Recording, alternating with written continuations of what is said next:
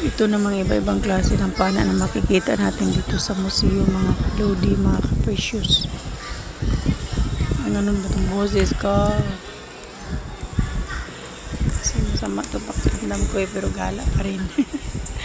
Ayan, dito natin makikita itong iba-ibang mga pana sa museum, sa National Anthropology dito sa Museo Manila, mga kaludes. Ayan, ang daming iba-ibang klaseng pana noong sinaunang panahon. Siguro meron pa to sa mga matatandang buhay pa hanggang ngayon. Yan o, ang ganda tingnan.